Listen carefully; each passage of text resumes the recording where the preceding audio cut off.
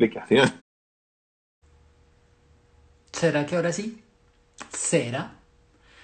Muy bien, parece que sí. Buenas noches a todos, a los que vean esto en diferido y a los que lo vayan a ver ahorita en directo, los que se estén conectando. Por ahora, ninguno. Básicamente porque intenté conectarme 84.000 veces desde las 6:30 en punto en este momento. Son las 6:46. Saludo a Bogotá Food. Un abrazo al señor Jaime, que se conectó también por Mundo Luque. Un abrazo. Eh, y bien, estoy esperando a Gonzalo. Le pido excusas a todo el mundo si los llené de notificaciones en Instagram para que vieran pues notificándolos con que ya estaba en vivo. Preparé de todo y hasta hace un segundo pude conectarme. Realmente, no sé, falló el internet de la casa, reinicié modem. De hecho, en este momento estoy con los datos del celular. Voy a intentar ahorita pasarme al otro lado. Voy a ver si ya se pudo hacer la conexión. Se conecta Gonzalo, finalmente lo estamos trasnochando. Te cuento, Gonzalo, en este momento está por ahí Jaime Mundoluque conectado también. Y yo sigo probando el wifi de mi casa y efectivamente no está activo. Estoy sin internet en mi casa. Eh, Así que nada, por ahora nos vamos a quedar con los datos. Seguiremos con datos. Se conecta César Pierna Vieja, un abrazo. Y Esther Bustamante también. Esther, hola. ¿En qué ciudad del mundo estás? ¿En Medellín o estás en Bogotá? Eso nunca lo supe. Nunca te lo pregunté. Creo que estás en Medellín. Y bien, esas son las novedades. Jessica Dos Santos, buenas noches. Miremos, Martín al crudo, es decir, Go Live. Te voy a agregar en este momento, Gonzalo, y arrancamos entonces en esto. Mientras tanto, mientras se conecta Gonzalo, que ya debe estar por llegar, les cuento que estuve probando de todo. Gonzalo, buenas noches. Hola, buenas noches. ¿Cómo estás? O buenos días, ¿cómo le quieres decir? No, todavía que es buenas noches. No, no, no. Hasta las 6 de la mañana no son buenos días. Bueno, sí, todavía se ve oscuro allí al otro lado. ¿Qué hora es? ¿1:48? 1:48, sí, señor. 1:48 en España. Muchas gracias de todo corazón por mantenerte despierto hasta esta hora. Te estamos trasnochando acá en Colombia. Alejandro Ángel se conecta. Le damos un abrazo también. Mm. Eh, y bien, como paréntesis les cuento realmente la conexión. Te pido excusas también por la demora. Tuve todo preparado, listo, hasta que falló el internet. Lo único que no debía fallar, falló el internet de mi casa, probé de todo, reinicié, hasta el celular lo reinicié. Finalmente en este momento estoy con los datos del celular. Ahora miramos si se recupera el wifi de la casa, que es maravilloso. Tengo todas las megas del mundo, pero pues hoy falló. De hecho, iba a hacer, te cuento, Gonzalo, estaba haciendo unas pruebas para hacer esta transmisión en directo por Facebook y por YouTube en vivo. No pude, probé todo, pero ya con esta conexión preferí desistir de todo y dejarlo entonces solamente por Instagram. Bueno, ¿qué le vamos a hacer? No, no va a ser perfecto. No, todo es perfecto, los gajes del oficio. Sí, Así. señor. Bueno, entremos en materia. No sé si quieras contarnos, saludo a Catalina Ortiz y a Fernando Rincón en dos frasecitas si puedes, ¿quién es Gonzalo Martín? Pregunta Madre mía, difícil. pues es siempre una pregunta difícil. Bueno, pues supongo que hace unos días un inglés que trabajo con él en un proyecto me presentó a otro inglés y dijo que yo era un digital architect, un arquitecto digital. Y a mí jamás se me había ocurrido eso, nunca había escuchado esa expresión. Y resulta que vas a Wikipedia y sí que existe. ¿Vale? Existe. Existe y me parece muy interesante porque al final dice, caramba, esto es lo que yo hago, ¿no? Entonces resulta que es como ser un profesional, un consultor que sabes de mucho, de muchas cosas y de ponerlas juntas, pero no eres especialista en nada. Que no sé si me deja tranquilo, ¿vale? Pero esa es la idea. Entonces yo pues básicamente he sido casi toda mi vida profesional consultor y he trabajado mucho pues todas las áreas de pues todas las áreas de digitalización, pues casi desde desde el principio, sobre todo de esta ola, y porque yo ya empecé a trabajar laboralmente y ya tenía correo electrónico, y te hablo del año 92, 93, ¿no? Eh, y ya tenía cuenta de correo electrónico, Internet fue evolucionando, ¿no? Entonces he sido casi siempre consultor de empresas, organización, he hecho todo tipo de proyectos, de sistemas, de marketing, de gestión de calidad y de fábrica, he pasado por muchas áreas. Y en otros espacios, pues he trabajado directamente, pues, con alguna multinacional española de material de construcción que hoy ha desaparecido ya porque fue desmembrada. Y allí, pues, hice cosas como comunicación interna, formación, gestión de calidad y otra serie de cosas, ¿no?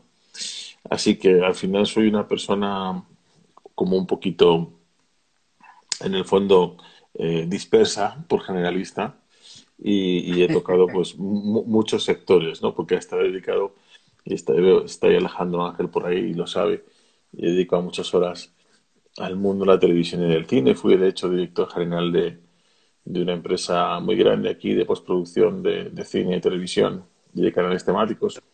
No lo sabía. Sí, sí, eso es cierto. Y he estado vinculado a una agencia de marketing de cine de Los Ángeles muchísimos años, ¿no? Haciendo cosas para allí y para Europa, ¿no? Entonces, digamos que al final lo que me define es que soy como un hacedor de cosas, ¿no? Y, y supongo, no sé, creo que es una pésima presentación. O sea que tú chateaste en IRC cuando era... Yo, yo chateé en IRC, y hay que decir, por ejemplo, que ahora que está tan de moda Tinder y ese tipo de cosas, ya se conquistaban mujeres por IRC en esos años de los 90, ¿no? Así que, el sí, primer sí. Tinder, otrora. Eh, IRC es el chat original, es el primer chat cuando Internet era como las ventanas de DOS o las que pueden ver de repente en las series, pantalla negra, solo letras, caracteres de un color. En mi caso, bueno, la mayoría eran verdes, aunque había pues naranjas, o grises también había. Y entraba uno a internet, al menos yo lo hacía desde la universidad, cuando yo entré fue en la universidad y entraba y aparecían tal vez 9 opciones. IRC, si mal no estoy, era las 7, ya tú me corregirás. Entraba sí. uno y era todo Sí, texto. era un mundo, no, claro, los emojis no se habían inventado. Y, y en esa época pues, se me empiezan a borrar las fechas, ¿no? Pero claro, al final yo siempre defiendo que Internet siempre ha sido un inmenso chat, y si te das cuenta, pues las aplicaciones no van cambiando mucho. Esto que hacemos es un chat, en cierta manera, e Instagram lo es, ¿no? Así que todas las herramientas o son una interfaz para hacer operaciones o son un chat. ¿Y cómo era mi RC? Bueno, es que también usé el ICQ, que tú te acordarás. ICQ.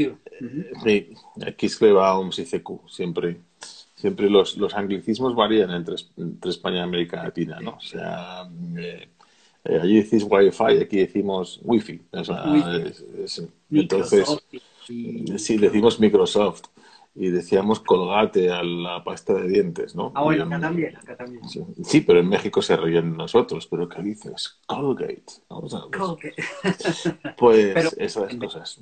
el ICQ es ICQ precisamente por eso, por ICQ. Ah, sí, sí, obviamente, pero ten en cuenta que todo se generaliza, Claro. igual que, y nadie, y que mucha gente nos reparan que es un acrónimo del inglés, ¿no? Igual que aquí en España se dice siempre Apple y no Apple, ¿no? Entonces, Apple, esa es la que más me llama la atención. sí, Perdóname, sí. dice Chick Block Style que entra y sale, que se le va al internet, tiene los mismos problemas que yo tuve hace unos instantes, así que Hombre, te mando un pero abrazo. Denise desde Lima, que es muy grande, Un abrazo bueno, para además Denise. esta es una influencer de verdad, Omar. O sea que, para que veas, desde Lima, ella trabaja mucho en viajes y ahora en cosmética y ese tipo de cosas. Una mujer excelente. Qué interesante. Bueno, oye, que me dice Catalina que el internet ha fallado toda la tarde. En Colombia, probablemente en Lima también. No sé si haya un canal por acá interoceánico, el backbone que nos esté fallando. Pero bueno, también se conecta Gardel Vélez, que no se me confirma si estás en México. Y Jaime nos dice que IRC pues, es de Internet Relay Chat, precisamente ahí Sí, sí, sí, exactamente, eso era. Sí. cuando Aquí hay Tinder, mucho pionero aquí todo junto, ¿no? antigüedad.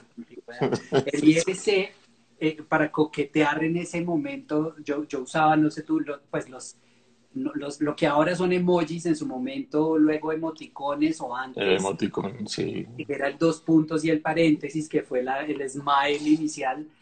Yo De- coqueteaba con una rosa que se dibujaba con una arroba, luego le ponías, a ver si, no sé cómo me estén viendo allá, pero la arroba, el mayor que, un guión, sí. un puntico, una tilde y otro guión, y así era la espinita con la rosa acostada. De hecho, a No, primeros de los 2000, cuando se quería medir el grado de digitalización de alguien, en un test se le preguntaba si utilizaba emoticones al redactar, porque esa era la diferencia entre un usuario introducido, más o menos avanzado, y un recién llegado, ¿no? Y incluso era para mirarle con desdén, ¿no? ajá. Entonces, lo que pasa es que a los viejos usuarios nos genera la tendencia a seguir usándolo, ¿no? Y hoy te encuentras con gente que dice, ¿por qué has puesto dos puntos y un paréntesis? Dices, déjalo. Sí, sí, exacto. De hecho, yo todavía en WhatsApp, cuando lo utilizo en el computador, utilizo la sonrisa, la pongo con dos puntos y paréntesis. Yo constantemente. Pero hay gente que me ha dicho que no entendía el símbolo. Lo No cual entiendes. me ha hecho sentir o muy mayor o muy soberbio, una de las dos. De acuerdo. Bueno, pero precisamente todo esto es historia. Tú vienes utilizando Internet, la tecnología digital, desde el 92, 3, me estabas diciendo. Sí. Yo creo que mi primera cuenta en CompuServe debe ser el año 91, 92, sí, por ahí. Sí. Ok. Y utilizas entonces todas estas herramientas digitales. Primero, me imagino, al menos en mi caso fue pues a título personal y fuiste descubriendo herramientas hasta que poco a poco te fuiste metiendo al marketing digital por cosas de la vida. Por cosas de la vida, es que te das de bruces con ello, ¿no? Si ya eras curioso, pues vas usando unas técnicas que parece que eran algo. Cuando entra el primer navegador, el de Netscape primero, cuando estamos a finales de Netscape. los 90, entonces eres un aficionado, ¿no? En esa época consumíamos información, era un Internet muy distinto, ¿no? Era un Internet de páginas web estáticas, Text. buscadores que los buscadores no eran buscadores, eran directorios realmente. ¿Vale? Sí, sí. ¿Y cómo llegué a ello? Pues llegué a ello porque yo hice una especie de maestría. Bueno, perdón, lo estoy explicando mal. Yo formé parte de una startup, de una fintech en el año 2000. En el año 2000 nos llamaban fintechs a las startups que tenían base financiera. Pero yo dejé la tranquilidad de un puesto corporativo bastante bien pagado y cómodo, donde no me exigían nada, porque unos amigos más jóvenes que yo, absolutos genios y que no solo desarrollaban software, sino que en aquella época ya eran genios de los datos, ahora que hablamos de ello. Y ellos habían inventado un software para hacer unos cálculos muy complejos a una velocidad que en ese momento pues no se podía ver. Y un se llamaban quants en aquella época, una persona de un departamento financiero de un banco alemán con oficina en Londres. Dijo, esa velocidad la podéis poner en internet. Entonces ellos se vieron perdidos, me llamaron, estaban financiados por unos cuantos banqueros ricos de aquí y más o menos me convencieron para que me fuera con ellos, ¿no? Y bueno, hicimos un producto muy divertido que permitía calcular las carteras de inversión, bolsa, bonos, etcétera, teniendo en cuenta una cosa que parece muy obvia, pero que no era obvia, y era el coste de cambiar de cartera por tus impuestos y por los tipos de cambio. Eso era revolución en el 2000. Nos recorrimos varios sitios de Estados Unidos, nos miraban así se les caía la boca, etcétera. Pero como tantos procesos de startups, se acabó el dinero. Digamos que aquel producto se lo colocamos, hicimos un exit no muy glamuroso en términos jurídicos, pero realmente el producto se lo traspasamos a Deloitte Consulting de la época y se acabó implantando en un banco de aquí que hoy ya no existe, o si existe, sí, Banesto, y con IBM, ¿no? Fue una cosa muy curiosa. Pero yo ya ahí no pintaba nada y con lo que gané en esa operación, que no me hice rico ni mucho menos, ¿no? Yo hice una maestría de dirección de empresas audiovisuales y ahí llegué yo a ello, ¿no? Como yo venía de la tecnología, porque ya había estado desarrollando un producto de software, etcétera. Cuando yo llegué al mundo de la postproducción de cine y televisión, me encontré que se trabajaba con unas máquinas de esto. Los más viejos también se acordarán de Silicon Graphics, ¿vale? Y eran unos Claro. maquinarros enormes, porque entonces para mover, a ver, mover 20, mover frames de vídeo de 4 megas de tamaño, era una cosa tremenda, ¿no? No, no movíamos. Entonces, bueno, aquellas máquinas, para que te hagas una idea, valía cada una de ellas el equivalente puesto, no es el dinero de hoy, pero traducido el dinero de hoy eran como unos 200.000 euros, piénsate eso, doscientos Wow. cincuenta mil dólares, etcétera, por cada máquina, ¿no? La verdad es que era un prodigio técnico, entonces esas máquinas de Silicon Graphics permitían mover esos archivos tan grandes a gran velocidad y permitían hacer como una especie de Photoshop, pero en el vídeo. Entonces hoy los efectos digitales estamos muy acostumbrados y nos ponen un barco que se hunde en medio del mar, está pintado, no lo notamos, no sé, pero ya está, ya todo está pintado, ¿no? Pero en esa Sí, época todo estaba empezando, ¿no? Entonces, por esas máquinas, yo llegué allí y pues la gente que tenía allí, pues, entre las varias sociedades del grupo aquel, 250 personas pues estaban muy convencidas de que no iban a tener competencia y yo cogí y les hablé de la ley de Moore, qué cosas, ¿no? Y es básicamente, digo, esto en nada se va a hacer en un PC. Y sí, efectivamente la evolución de la tecnología de televisión fue así. ¿Y eso a qué me llevó? Me llevó que yo empecé a bloguear cuando dejé todo aquello. Y empecé a bloguear alrededor de la fusión entre el mundo del cine y la televisión y la tecnología. Y además yo creo que era la única persona, al menos en el mundo en español, en aquella época, te estoy hablando del año 2006, 2007, que sí. se dedicaba a hablar de eso, leer de eso y publicar de aquello, ¿no? Entonces, bueno, ahora ya hay multitud de startups dedicadas a la tecnología de vídeo. Netflix es una realidad que entonces era impensable. Era mucho más absurdo que Disney tuviera Disney Plus como un método de distribución de películas y vídeos. Era inconcebible. Directamente Disney te iba a demandar por usar sus contenidos indebidamente, por poner unas orejas de Disney, de Mickey Sí. así, te iba a demandar. Entonces era otro mundo que no tenía nada que ver. Y eso, pues mira, por ejemplo, está por ahí Alejandro Ángel. Y Alejo, pues yo le conocí en España tuiteando, él vivió en Barcelona en esa época, yo en Madrid, y realmente nunca nos vimos físicamente hasta que yo llegué a Bogotá. O sea, esto es de esas historias hermosas de amistad que tienen ese origen así, ¿no? Nos conocíamos de Twitter, no nos habíamos visto nunca, y un día apareció allí en Hubbox, que tú conoces, Sí. y dijimos, hola, ¿no? Bueno, pues de esa época viene todo aquello, ¿no? Entonces, ya creo que me he perdido por la pregunta inicial, pero esencialmente, esencialmente mi fusión con la tecnología viene a partir de juntar de esa startup y juntarme a un mundo formal de la radio, de la televisión y el cine, ¿no? Que Y, dime, te perdón, iba a cambiar un poquito el destino. Te sí, iba a sí, preguntar cámbiame. precisamente, hablabas de que eres bloguero, o de que al menos no, de hecho todavía lo eres. Empezaste muy temprano, 2006 más o menos, a trabajar en blogs. E incluso ahora el que tienes y que se disparó hace unas semanas es transformaciondigital.com. Sí, sí, eso. Impresionante. Tengo un amigo que desarrolla webs que me dice, Sí. fuiste un visionario, ¿cómo se te ocurrió? Y aquel nombre, pues ya sabes que los consultores, iba a decir se inventan, pero no nos inventamos.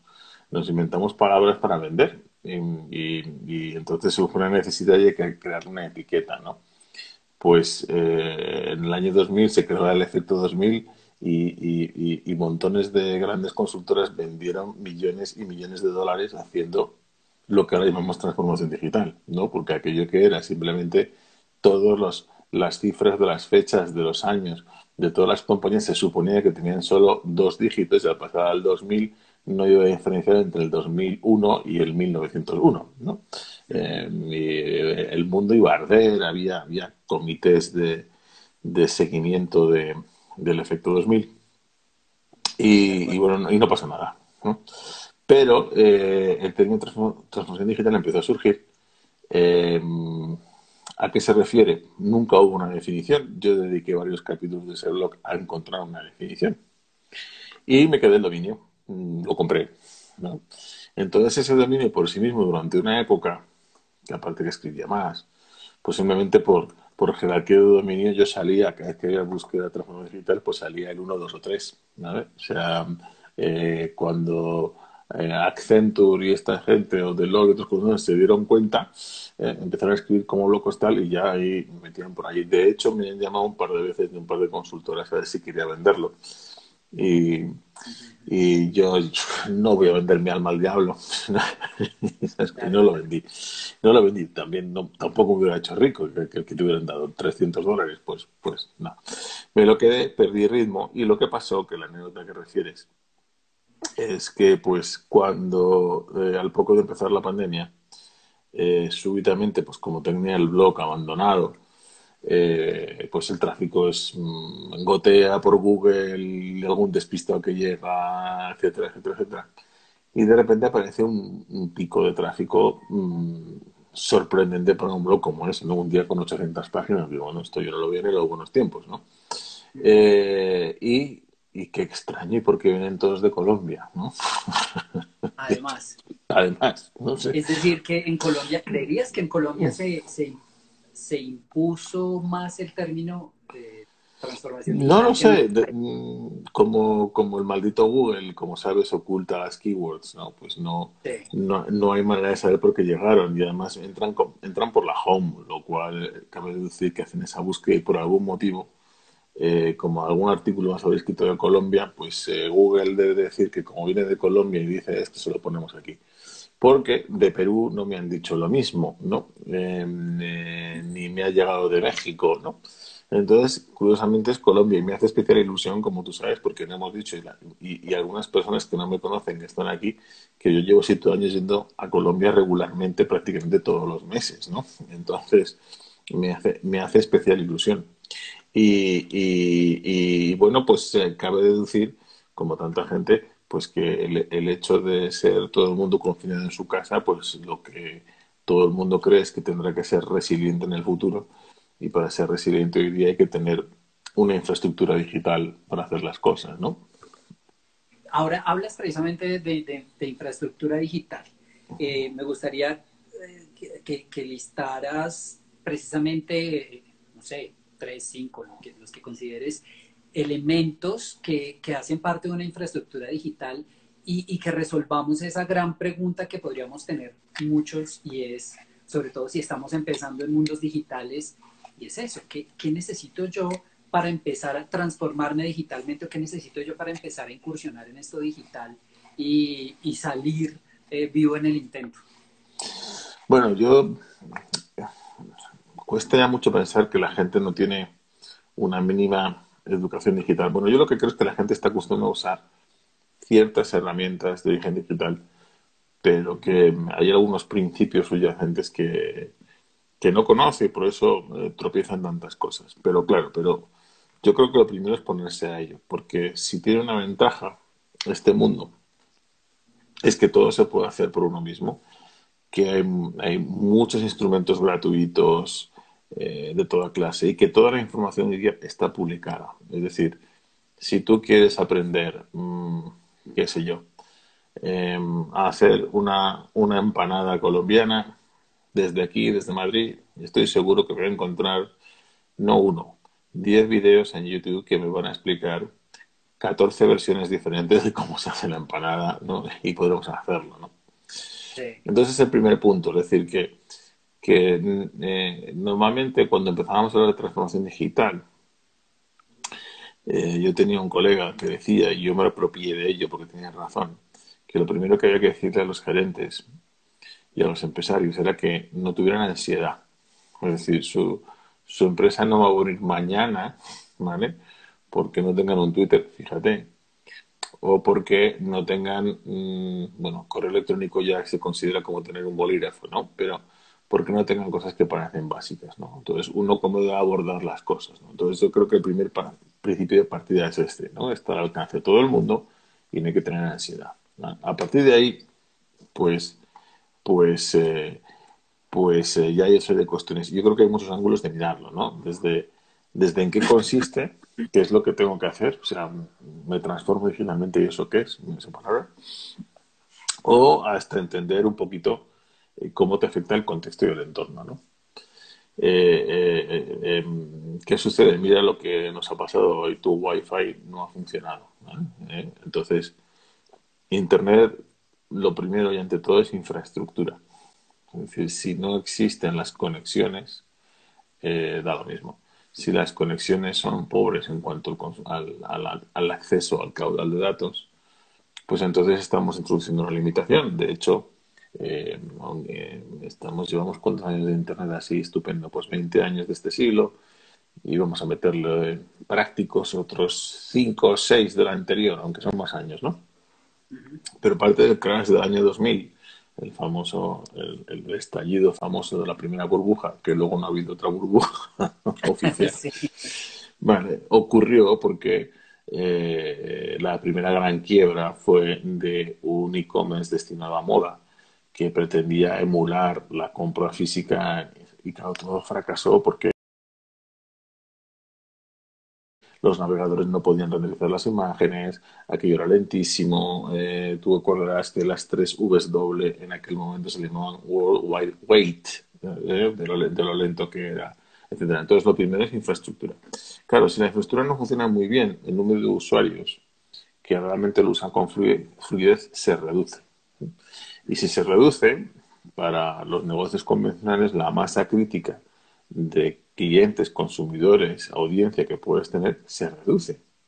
Entonces, en el mundo consolidado, para un banco, para un canal de televisión, para una compañía aérea, no eran, y no han sido durante mucho tiempo, unos números que justifiquen el conflicto de decidir entre rentabilidad de hoy y rentabilidad de mañana, ¿no? Si yo me pongo a invertir De mucho acuerdo. hoy en Internet, gasto mucho, pero el retorno potencial que me va a dar es pequeño. Yo recuerdo un banco español importante que en el año 2000 se dejó la plata de modo increíble, hizo la mejor infraestructura de banco digital que te puedes imaginar, pero gastó tanto que destruyó su cuenta de resultados porque no fue tan deprisa como se preveía, ¿no? ¿Bien? Ujú. Entonces, este balance entre la plata que hago y la plata que haré mañana si invierto en esto es muy difícil de determinar y no se le puede acusar muchas veces a las empresas de que lo estén haciendo mal porque si vienen y te dicen que has vendido un 1% a través de tu e-commerce, 1%, es que es esto 1%. Bueno, hay unos por Es ciento que a veces es más que una tienda física, ¿m? de acuerdo. Pero es este conflicto, ¿no? Entonces, por eso ahora eso. Entonces, ¿qué ha pasado? Y te remato un poco esta idea. Lo que cuesta mucho darse cuenta es que la infraestructura avanza muy deprisa. Y, por ejemplo, si miras cualquier estadística de Colombia de cómo ha incrementado el número de personas con datos en los celulares en los últimos 5 años, es espectacular. Y dices tú, 5 años, pues para todos los millennials de ahora, 5 años es como 2 siglos, pero 5 años no es nada, ¿no? Ujú. Entonces, esto es lo que rodea. Entonces, entender que la infraestructura va a obligarte a hacerlo y la demografía va a obligarte a hacerlo, porque tú ya tienes unos años, Omar, yo tengo más que tú, desgraciadamente, pero todo tu sobrino, al que adoras, Ujú. él ya viene con un teléfono en la mano desde su casa, ¿de acuerdo? Entonces, Sí. él va a querer resolver muchas transacciones como las hace pues con sus amigos. Entonces aquí, por ejemplo, en España, yo he hecho muchos proyectos para seguros y la distribución tradicional de seguros es con como si fueran con oficinas físicas, como si fueran almacenes, uno entra allí y bueno, póngame un seguro, ¿no? Yo no veo a ningún menor de 30 años entrando en un sitio de esos diciendo póngame un seguro. No, lo que va a hacer es ir a buscarlo primero, comparar la información y si puede lo contrata online. Y lo va a contratar muy a su pesar, porque si se compra una moto necesita un seguro. ¿No? Entonces lo va a comprar al final. ¿No? Los seguros son odiosos, ¿no? ¿Vale? Entonces, es infraestructura y es demografía, ¿no? Entonces, esas dos barreras son las que siempre han costado más tomar las decisiones. y, y la pregunta era que cómo se hace, ¿no? Entonces, si quieres, yo suelo decir que el primer paso siempre es pensar que el cliente te haga el trabajo, Ujú. ¿vale? ¿Y qué es que el cliente te haga el trabajo? Pues eso mismo que acabamos de decir.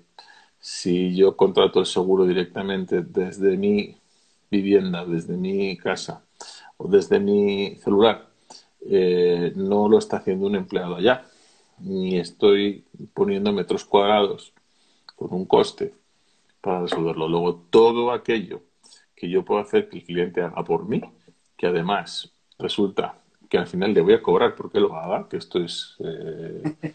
Los bancos es- son especialistas en eso. claro, pero es normal. Y yo siempre pongo el Sí. ejemplo del cajero automático, ¿vale? ¿Por qué? Porque el cajero automático se creó como una cosa muy útil para dar servicio 24 horas, ¿no? Ya no, la oficina del banco está cerrada, pero usted puede obtener dinero que era para lo que iba todo el mundo a un banco, a cualquier hora del día. Ahora, la seguridad vamos a dejarlo aparte porque es otro problema. Pero es que además le quitaba horas a un señor que está ahí dentro haciendo algo que si lo miras hoy es absurdo, que es contar billetes. Entonces estabas pagando un gran sueldo por contar billetes. Ujú. Sí. Hoy lo vemos y nos da la risa, pero es que era lógico, ¿no? Y es muy interesante porque cuando se implantaron los cajeros automáticos, los directores de banco te decían, es que ahora no veo al cliente, no hablo con él, es que no es humano, no tenemos contacto. No, no, no, no, no, ¿qué ha resultado? Vete a decirle a alguien que no pueda conseguir plata a través de un cajero, porque no lo va a entender nunca, porque eso no tiene ningún valor, ¿no? Entonces, ese efecto tan sencillo, y entonces no era la transmisión de los cajeros automáticos no eran protocolos IP como ahora, este tipo de cosas, ¿no? No, era Ujú. un método más analógico, pero es el mismo proceso. Entonces, démonos cuenta de eso. Hemos hecho que el cliente nos haga el trabajo. Cuando ya se ha acostumbrado a él, le cobra una comisión por usar el cajero. ¿No es fantástico? Vale. Sí. Y tú aceptas a pagarla porque es un servicio. Mira, ¿cómo voy a ir ya con dinero por ahí? ¿No? Es decir, necesito eso. Y además ese empleado que antes era un cajero, pues tenemos dos opciones. Si no puedo hacer nada con él, pues lamentablemente hay gente que ha sido despedida, transformada o prejubilada, ¿no? Pero si es una persona con capacidad, no, lo dedico a otra cosa que tendrá más valor a partir de ahora. Entonces ese ejemplo vale para todo. Entonces todo lo que hagamos en transformación digital consiste en esto. Entonces cuando uno va a Rappi a pedir una hamburguesa o una paella de las que sabes que vendo, ¿qué estás haciendo? Haciendo tú el trabajo del otro porque estás pidiendo la orden, pones tú la mesa, o sea, no estás haciendo el De trabajo de acuerdo. otro. Entonces, eso, yo creo que ese principio te ayuda a pensar en cómo transformar lo que tienes ahora, ¿no? Luego vendrá lo que hay que hacer. ¿Cómo pienso para mañana? Si quieres, seguimos hablando de eso. ¿Cómo, sí, que es largo además, en resumen, es cómo aprovecho las herramientas que hay afuera, cualesquiera sean, en particular digitales, para que el cliente haga parte del trabajo por mí y yo Claro, simplemente le facilito esa infraestructura para que lo haga. Pídase usted la comida, escoja usted, haga todo lo que usted quiera. Es así. hágase, ¿por qué? Aquí hay otra gran frase histórica, esto era este, este hombre de Silicon Valley, no me acuerdo ahora, es igual. La frase la conocemos todos, o creo que todos los que somos aquí un poco freaks. Sí. El software se está comiendo al mundo, ¿no? Ujú. Y tú eres ingeniero de sistemas, entonces sabes que el software hace lo que te propongas, ¿no? Entonces, eh, solamente pensar ahora mismo, yo cada vez que entro en España y regreso de Colombia, mi pasaporte entra en una máquina, mira mi cara y decide que soy yo. Eh, no hace tantos años era imposible el reconocimiento de imagen y de una cara y que no haya un error, ¿no? Ujú. Eso es software, no son lentes de cámaras, eso es software, ¿no? Luego, Sí. si el software puede saber quién soy, si puede reconocer mi cara, etcétera, el software puede hacer cualquier cosa, ¿no? Entonces, claro, el problema, como siempre, es cuánto me cuesta el software o cuándo hacerlo. Bueno, pues tenemos software que es una commodity que uno puede usar o hay que inventar y hacer grandes inversiones hasta que hagamos con ello, ¿no? Entonces, ¿Qué? cuando hablamos de que te haga el trabajo, hay que pensar diciendo todo es posible, porque el software permite casi todo y Ujú. poder hacer todo. Sí, sí, sí. Todo esto me lleva a muchas ideas, Gonzalo. La primera, bueno, ahora que hablabas me acordaba un poco de hace 5 años que mencionaste incluso esa época. Yo trabajaba en la agencia en la que estaba, trabajábamos para Falabella y su e-commerce, y en ese momento les costaba un poco a nivel interno pensar en su punto .com, porque pues no se vendía mucho y estaban gastando el salario de tal vez 2 o 3 personas que trabajaban en punto .com per se, más un poco de redes sociales, que al final éramos la agencia, y la logística, que era otro cuento. Pero luego, estamos hablando de tal vez hace unos 2 años, supe, no sé ahora cómo sea, que punto .com vende mucho más, era el punto de venta más grande, es decir, vendía más que cualquier otra tienda. Puedo estar equivocado con los números, prefiero no casarme y no garantizar estos detalles, pero al menos mientras yo estuve les costaba, y claramente ahora ahora, hace unos años ya era un boom. Eh, el caso de Almacenes Only, que no sé si lo tengas presente. Ah, sí, creo que lo hablábamos incluso en algún momento. Creo que me lo has comentado. Yo nunca he entrado en Only, eso sí. Exacto, pero Almacenes Only, una tienda bogotana muy tradicional, con tecnología, cero tecnología, y de repente empezaron a hacer comercio electrónico por estos días, forzados un poco por todo esto, con WhatsApp. Escríbeme a WhatsApp qué quieres y yo te lo mando por domicilio. Es decir, el e-commerce más básico que hay, empezaron a utilizar las herramientas digitales para poder vender sin necesidad de abrir sus tiendas. Y sigues mencionando todo esto, luego empezaste a hablar de las cámaras, bueno, de los cajeros automáticos y ahora del reconocimiento facial, lo cual me lleva a de pronto a redondear un poco toda esta idea, y es que la mejor manera de empezar a utilizar las herramientas digitales es literalmente esa, empezando a ver cómo funcionan, Mm. cómo les puedo sacar provecho, así no sea de una manera óptima. Es ir aprendiendo a utilizar mientras yo hago, la primera vez que yo agarro un martillo seguramente lo voy a hacer muy mal, pero con el tiempo voy adquiriendo esa maestría, si se quiere utilizar la palabra, y lo mismo sucede con las herramientas digitales. Lo que hay que hacer es perder el tiempo a agarrar el martillo, perder el miedo, discúlpame, perder el miedo a, a utilizar la herramienta digital. Seguramente la primera vez que alguien hizo videollamada, o sea, ahora todos sabemos que es Zoom. Seguramente hace unos años nadie sabía que es una videollamada, que se podía hacer esto, que podíamos conversar. Ahora el reconocimiento facial nos lleva incluso a Snapchat, y lo que vemos, que me ponga orejitas o bigote y que sepa por dónde me estoy moviendo, o que gracias a mi cara y al reconocimiento al software pueda yo desbloquear mi celular. Pero eso empezó con algo muy rústico, solo que ha ido evolucionando. Y creo que de eso se trata todo este rollo, de empezar a utilizar una herramienta digital, sea cual sea, obvio partiendo de una estrategia que también se puede hablar bastante al respecto, pero una vez yo tengo claro qué solución necesito y encuentro una herramienta que me puede ayudar a eso, lo que debo hacer es probarlo a ver si me funciona e ir mejorando ese proceso. El sí me funciona a mí es de los temas que más me divierte. Por cierto, alguien decía por aquí que era Mark Ujú. Andreessen el que decía el software está comiendo el mundo. Es cierto, correcto, gracias. La audiencia siempre sabe más que tú, es un principio fundamental. Em, Gracias, Esther. sí, claro, lo de Falabella, etcétera, sí. Volvemos a lo mismo.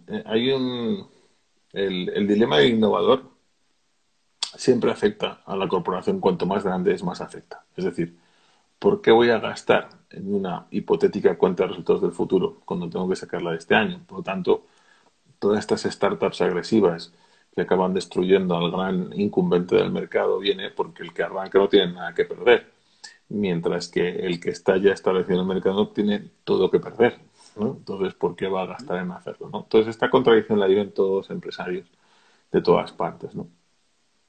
Entonces, aquí la cuestión es, si tú crees que eres suficientemente visionario, lo que pasa es que en 2020 esto ya, pensar que no hay que hacer nada de esto, ya nadie puede aceptarlo, ¿no? Pero yo creo que el matiz está en cómo lo enfoco. Y voy a ver si lo explico.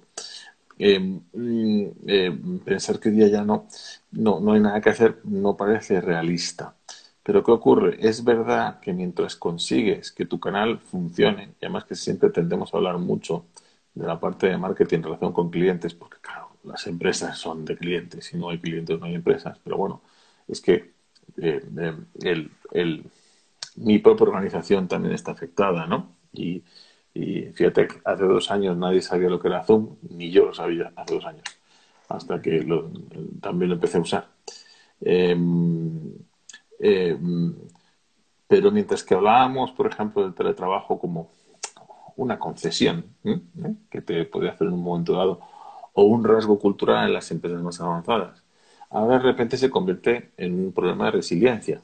¿Vale? Luego, si resiliencia pura, ¿no? Entonces, si no me he atrevido a hacerlo porque el jefe quiere controlar, porque el jefe quiere ver ahí que tiene 20 personas y su poder, sentirlo y controlar, ¿no? Es decir, que esto es un principio del Taylorismo del siglo XIX, ¿no? Es decir, la fábrica había que controlar los tiempos porque si no la producción no salía. Entonces, Perdón, ese reflejo, me acordaste de un jefe que tuve en una empresa y hacía teletrabajo al contrario. Todos estábamos en la oficina con cámaras y él estaba en su casa mirándonos desde la cámara a ver si sí trabajábamos. Y al eso otro día es, nos hacía todos los reclamos. eso es debajo de Hablo que está este café, ¿no? Y que tiene estas señoras que trabajan también y tienen una jefa que las vigila desde un apartamento porque tiene más mientras allí hace cosas, ¿no? Y entonces, y entonces saludan y sonríen porque saben que les están viendo. Sí, es decir, Exactamente. el concepto del trabajo basado en el control eh, eh, pues se basa en pensar que tú no vas a cumplir con tu trabajo, ¿no? Entonces, claro, la cultura del software y el mundo hacker y la famosa ética hacker hace pues que la gente es responsable, ¿vale? Y entonces no tengo que controlarla porque él hace el trabajo y lo hace como tiene que hacerlo. Entonces no me pregunto si lo hace a las 2 de la mañana o a las 7 de la mañana o está hecho o no está hecho, ¿no? Entonces, este es el punto. Pero lo que quería decir es decir que abarca no solo al lado del cliente, sino al lado de dentro. Pero eh, con este tema de cómo arrancar, de probar, etcétera, hay un punto muy interesante. Es, primero, si te decepcionas de los resultados es que has probado poco. Y has probado poco porque te orientas mal. O sea, muchas veces, como, claro, esos e-commerce primerizos, ¿vale? Que tenía menor demanda, como no me voy a jugar toda la compañía en dinero para hacerlo, pongo lo que tengo y si no me responden, no funciona, perdón. Vamos a ver. Lo que hacemos muy mal siempre es usar los datos. Entonces, yo me he encontrado y me sigo encontrando con verdaderos problemas con muchos clientes para tener un enfoque de la analítica de todo. Y el uno es verdaderamente estratégico y para pensar y para mejorar las cosas, ¿no? Entonces, aquí, ¿cuál es el ejemplo? Hombre, Luisa está por ahí. ¿Cuál es el ejemplo? El ejemplo es hay que acordarse de quién inventó de verdad el comercio electrónico, que fue Amazon, y cómo empezó vendiendo una única categoría que eran libros, y cómo fue superando todos los problemas para que la experiencia de compra online se pareciera a la experiencia de compra física. Entonces, el comprador de libros, ¿qué le gustaba y qué amaba? Hombre, pues voy a la librería, como todavía puedo hacer, ya sabes que yo soy fan de la Lerner ahí en la 11, ¿no? Ir allí, abrir el libro, pasar las hojas, oler el papel, este tipo de cosas que en el fondo son romanticismo, ¿no? Entonces, ¿qué hizo Amazon? Convenció a las editoriales para poder visualizar parte del libro, ¿vale? Y que tú pudieras leer el primer capítulo o de todo para hacerlo. ¿Qué es lo que hizo luego? Pues claro, el librero teórico, el romántico que hacía, recomendarte títulos de la misma categoría. Ya lo sugería él, porque los usuarios le estaban dando la información, le estaban haciendo el trabajo. Porque cuando yo decía que, cuando la gente hacía listas por temas, ya le estaba diciendo a Amazon realmente cómo. Y las compras de los demás, por mi perfil de usuario, me estaban ya diciendo qué otro libro tengo que leer del tema que me interesa, ¿no? Entonces aquí la cuestión de fondo es, ellos trabajaron con el objetivo de ir superando todas las barreras que tenía el cliente para comprar por su canal. ¿Qué ocurre? Que cuando Amazon triunfa, todo el mundo dice, va. Y entonces, no es el caso de Falabella, pero los equivalentes en otros mercados van al gobierno y le dicen, hay que regular, porque un extranjero se nos lo lleva todo. Sí, sí, Maldito, el extranjero lo está haciendo tan bien, tan bien, tan bien, tan bien que le elijo a él y no a ti, ¿no? Es decir, ¿no? Entonces ese es el punto en que se empieza a imitar lo que ha hecho Amazon, por ejemplo, ¿vale?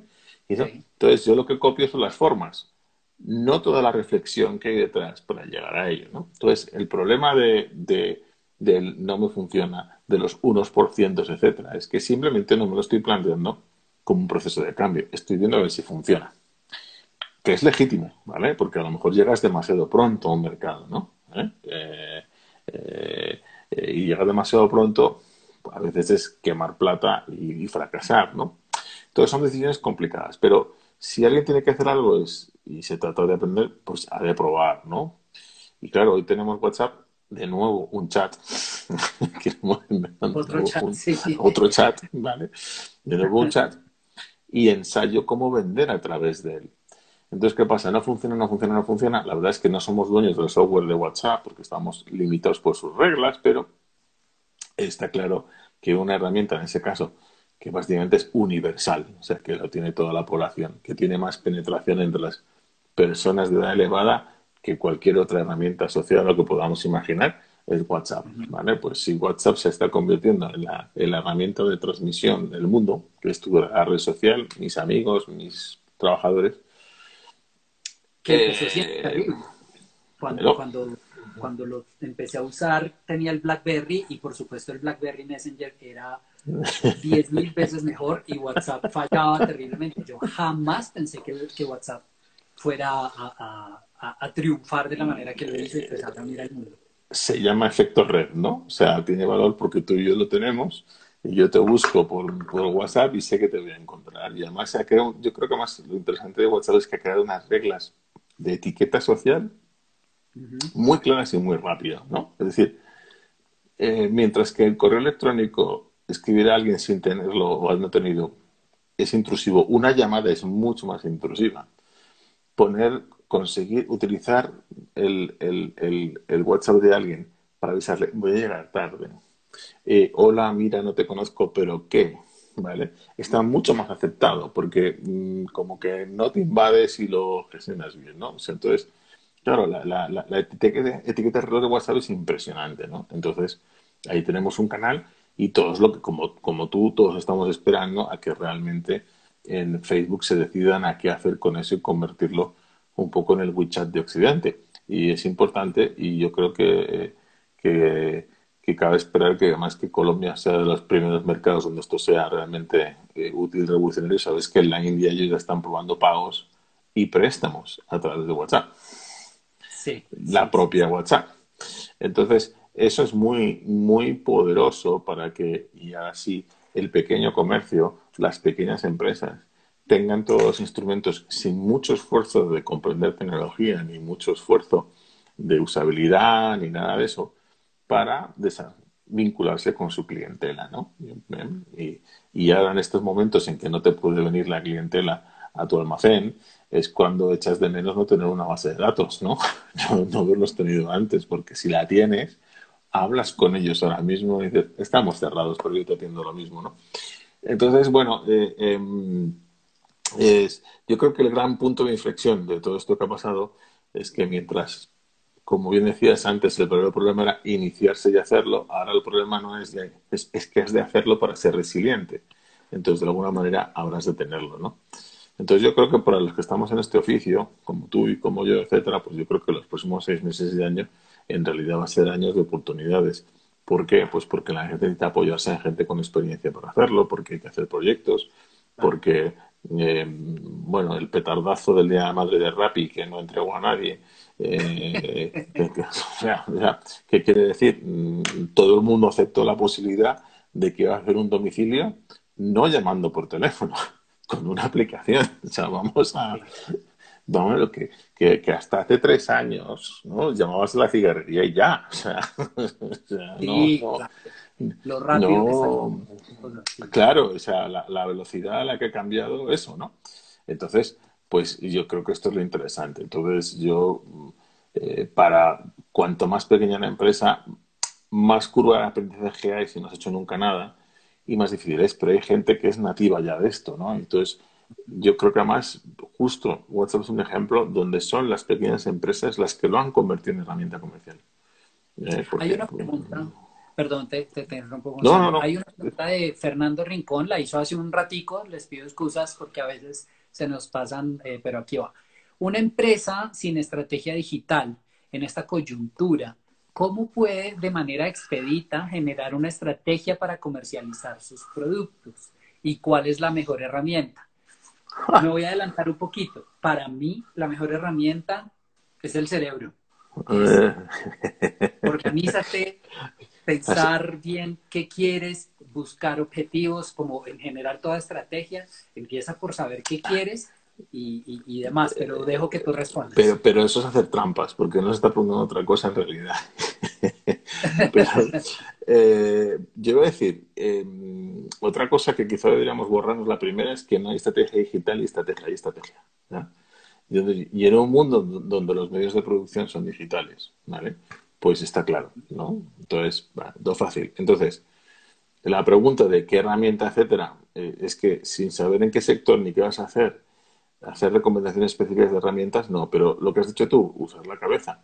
Entonces, como todo el mundo entra primero por vender, porque es lo más importante de una empresa, vender, pues el paso de reflexión empieza es, siempre hay dos caminos para todo, cómo bajo costes o cómo aumento ventas o mejoro márgenes, ¿no?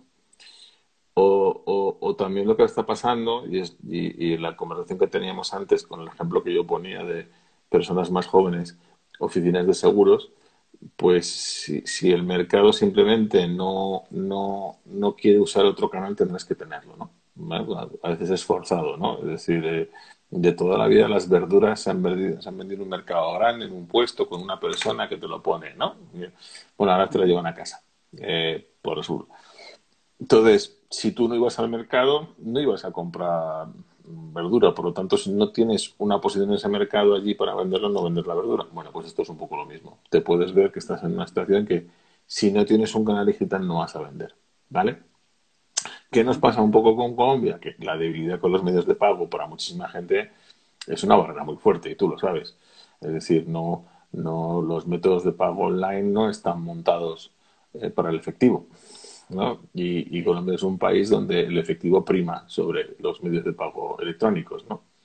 Entonces, claro, eso hace que para que entren muchos más clientes, el proceso más largo, hay que consignar, hay que tener una tarjeta no, para no sé qué específica, y entonces hay que recargarla, bla, bla, bla, todo eso ralentiza, ¿no?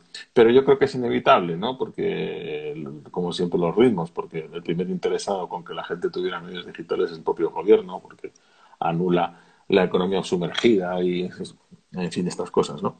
Entonces, por ser un poco más concreto, yo responder qué herramienta, qué hacer de modo así rápido y ya, pues es muy difícil porque hay que saber lo que vendes y hay que saber lo que haces y cuánta gente tienes y los recursos que tienes, ¿no?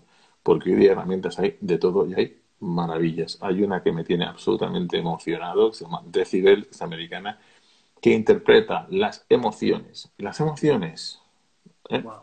Estás molesto, estás feliz, de un usuario analizando los movimientos del ratón. Es decir, ellos detectan que la manera en que tú empleas el interfaz tiene un vínculo con tu estado de ánimo. Luego, Qué si estoy interesante. comprando o estoy en atención al cliente, etcétera, según lo estoy moviendo, estoy más irritado de una manera. No. ¿Y esto qué aplicación tiene? Yo puedo dar prioridad a la atención informada que va a atender ya del estado de ánimo que tiene, ¿no? Y además me dice, lo asocio a la métrica, ¿no? Es decir, entonces, hay herramientas para todo, ¿no? Entonces, bueno, pues en nuestro caso, pues tendríamos que ver qué hay que hacer, ¿no? Y sobre todo, tú has hablado del cerebro y es muy importante. No hay una bala de plata para todo. Es decir, la herramienta que te sirve a ti, a lo mejor tú no le sacas partido, o no vale para lo que quieres, o habría que cambiarla, o hacer otra cosa, etcétera, ¿no? Entonces, lo malo es que no hay respuestas simples. Perdón. Sí, pues creo que a medida que hablabas también yo me iba como por 40 ramas pensando cuál sería la mejor respuesta genérica y no la hay. O sea, perdón, hay que mirar casos específicos, pero en términos generales lo que hay que saber es entender cuál es mi problema y cuál quiero que sea mi solución o cuál es mi objetivo al final. Dependiendo de mi problema, voy a ver cuál es, porque lo mencionabas, de repente mi problema es necesito vender más, o resulta que el problema no es que yo esté vendiendo más, sino que necesito mejorar márgenes o bajar costos, o en fin, hay tantas posibilidades. Y O convencer a la gente de que aquí yo voy a por tener mejor margen y voy a convencerle de que use mi canal. Porque cuando la gente te dice, es que vendo poco, sí, pero ¿cuántos llegan? exactamente. ¿Vale? ¿Cuántos llegan? ¿Cuántos llegan? ¿Por qué no compraron? Pues a lo mejor no compraron. ¿Por qué? Pues porque la interfaz es complicado. Porque realmente miro el precio, lo que quiero ver y luego voy al almacén físico y me lo llevo allí. Ah, toma, resulta que se ha vendido más de lo que parecía, pero como no he medido la relación entre la visita a la web y la visita al almacén, pues no lo sé realmente, ¿no? Entonces, y ese tipo de cosas son las más complicadas de explicar a un ejecutivo tradicional, ¿no? Es decir, esos vínculos entre canales es lo que más importa. El mundo de la moda ya lo tiene muy claro. No, es un sector que en ese sentido ya vamos, lo tiene superado, pero en otros no, ¿no? Entonces, todo ese tipo de reflexiones son importantes.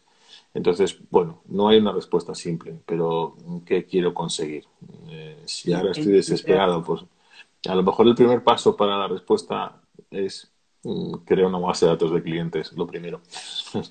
¿La tienes? exacto. Pues bueno, Entender, creo que algo genérico podría ser entender un poco al cliente y saber qué quiere y cómo lo quiere. Y con eso también hago referencia de pronto a cómo venderle, porque si mi cliente es un nativo digital, claramente le puedo ofrecer servicios por estos medios, pero si no, tengo que hablarle por otro lado y facilitarle los procesos de otra manera, o pues incluso mira, llegar al nivel de ya hago videollamada por WhatsApp y te explico cómo hacer la compra, creo que así lo hacían en los almacenes Only, es te muestro la prenda, así la quieres, en este color, listo, ya te la mando. mira, Es otro nivel. pollo campero en Guatemala, que yo no sé por qué no tiene ningún almacén en Colombia y me encanta pollo campero. Sí, No tiene restaurantes. sí, Pero sí. pollo campero, que sabes que en Guatemala, en El Salvador, tal, es súper fuerte. Estuve trabajando con ellos, estuvimos, ahora 2 años, no tanto. Y una cosa que me dejó sorprendido es que tenían un WhatsApp puesto allí para hacer pedidos, ¿no? Y dije, pero bueno, si no hay tecnología, ¿cuál es la magia aquí? ¿No? No, si no hay, no, WhatsApp es, bueno, las integraciones que se han hecho de WhatsApp para meter en CRMs y en otras cosas han sido en contra de WhatsApp. Hay gente con mucho ingenio y todo el mundo se preguntaba cómo hacerlo, ¿no? Ahora ya se puede y está bien, pero durante una época el gran problema del crecimiento corporativo de WhatsApp es que no hay una herramienta de integración. Entonces, y esto, bueno, pollo campero, es un gigante, que Sí, ¿cómo hay un WhatsApp ahí? Detrás lo que había era personas. Ya, exacto. era Mira que era un call center, pero con un WhatsApp. Y entonces lo ya cogían te ahí y regalan. asignaban los pollos a cada sitio tal y esto. Entonces, claro, ¿qué es lo grande de esto? Que, hombre, lo ideal del mundo digital no es hacer a mano, sino automatizar, ¿no? Pero he adoptado el canal y claro, pero fíjate, ya había una ventajita. Y es que en la llamada telefónica yo pongo la llamada la hago gratuita, ya estoy asumiendo un coste. En WhatsApp estoy en la tarifa plana de Internet. WhatsApp no me cobra más porque me llamen más, ¿no? Ya veo un principio de partida, ¿no? Yo Y, podría pedir mi pollo campero sabiendo que voy a viajar a Guatemala, lo puedo pedir antes de subirme al avión y digo, pues estoy habría que ensayarlo y si le contamos a Gustavo, al director de marketing general de ellos, que hemos hecho eso, yo creo que le iba a divertir muchísimo, ¿no? Pero claro, ya te preguntan y porque puedes hacer, creo recordar, puedes hacer dos cosas, o la entrega a domicilio o la preorden para recogerlo en el restaurante, Ujú. pero era a mano. Entonces, no sé si seguirán haciéndolo así igual, pero es así, ¿no? Por lo tanto, esto nos da un principio de yo puedo empezar a hacer algo, ¿no? Entonces, pero claro, la gente tiene que ver que tengo un WhatsApp y lo tengo que comunicar y tengo que empezar a aprender cómo son las comunicaciones por ahí, ¿no? O, Gonzalo. sí, dime. Perdón, te interrumpo. Quedan 40 segundos en este momento. Eso es lo malo de Instagram Live, que nos corta Ah, nos rápidamente. corta. Está hecho para que pagues. Tenemos Vale. 30 segundos para despedirnos. Le quedamos debiendo la pregunta a Alejandro Ángel, que la haga por interno. Nada, Gonzalo, muchísimas gracias por trasnochar con nosotros desde España. Nada. Encantado. Ujú. Por favor, sigan a Gonzalo, @Martín al Crudo. Nos queda viendo. Deberíamos hacer segunda parte. En Cuando 8 días quieras. nos vemos. Cuando Y quieras. dale. Encantado. Ah, Yo gracias. feliz. Gracias a todos Abrazo. los que se conectaron. Esto de verdad nos queda súper cortico. Gracias a todos. Más es un duro en Call of Duty. Gracias por salvarme